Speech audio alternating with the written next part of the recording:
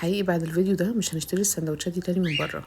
يعني انا مستحيل بصراحة ادفع في سندوتش 150 جنيه ولا 100 جنيه حتى، وانا قدرت اعمله بنص كيلو من صدور الفراخ. يعني انا هوريكم الكمية اللي انا عملتها. انا عملت 8 من سندوتشات بنص كيلو صدور، يعني صدرين بس من فرخة، نص فرخة، وعملت بيها الوليمة دي. بص انا كان عندي صدر ده في الفريزر، وده كان برضو نص صدر، يعني كنت واخدة منه قطعة عاملة بيها حاجة برضو، فهم دول اللي هشتغل بيهم. هقطعهم بالشكل ده.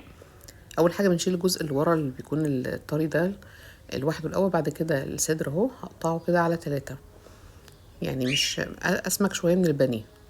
يعني هاتي صدور سليمه وقطعيه انتي بالشكل ده عشان تاخدي السمك اللي انتي عايزاه، لان سندوتش الفرايد تشيكن ده بيكون السمك الفراخ مش بانيه، بيكون بالشكل ده.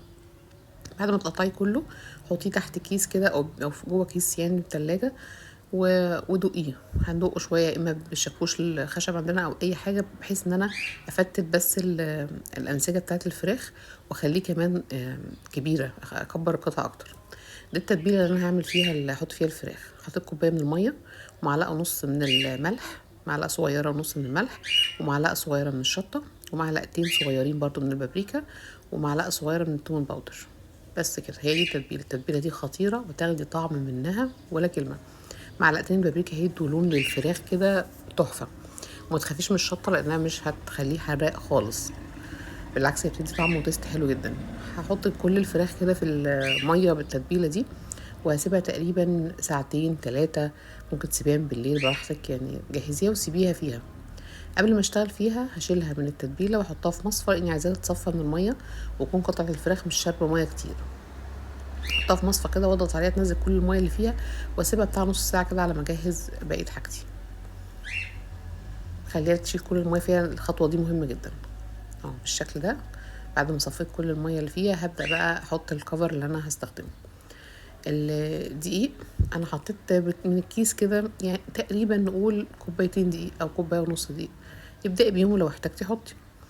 حطيت معلقه كبيره من النشا، وحطيت عليها معلقه صغيره توم باودر وبصل باودر ورشه ملح. تقدري تستعملي دقيق من غير اي حاجه، بس انا التتبيله دي بتديله طعم شويه للكفر يعني. بس مش عايزه تعملي ده، عايزه تحطي دقيق بس، تمام، حلو جدا. وعندي تاني علبه تانية فيها ميه عاديه خالص. جبت قطعه الفراخ كده، حسيتها طويله شويه.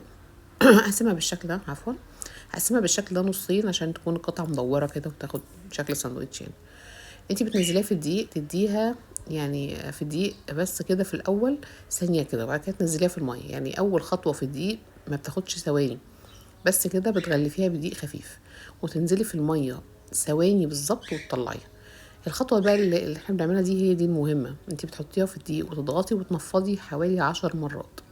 يعني تنزلي في الدقيق وتضغطيها وتنفضيها، وتنزليها تاني في الدقيق وتضغطيها وتنفضيها 10 12 مرة. الكلام ده انا بنقله لكم من حد كان شغال في كنتاكي، وهو اللي منزل الفيديو وقال الكلام ده، وانا بناء عليه عملت الفيديو بتاعه. يعني هو شاب بصراحة محترم، وفعلا ده احسن حد عمل فراخ كنتاكي، وعمل الحاجات بتاعت كنتاكي كلها تحفة. وهسيب لكم اسمه في اخر الفيديو، وهعمل منشن ليه في عنوان الفيديو عشان تبقوا عارفين انا بدي لكل حد حقه.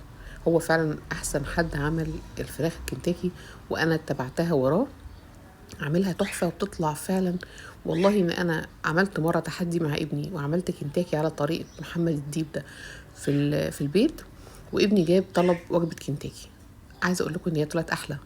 يعني مش كل حتى فروع كنتاكي بتطلعه حلو. شايفين الجمال؟ طالعه بقى اللي فيها الخربشه دي، هوريكم عن قرب دلوقتي. فيها الخربشه دي اللي بتاعت كنتاكي دي، مفيش شاربه زيت خالص، طعمها حلو جدا ومستويه حلو. انت هتسيبيها في زيت سخن غزير.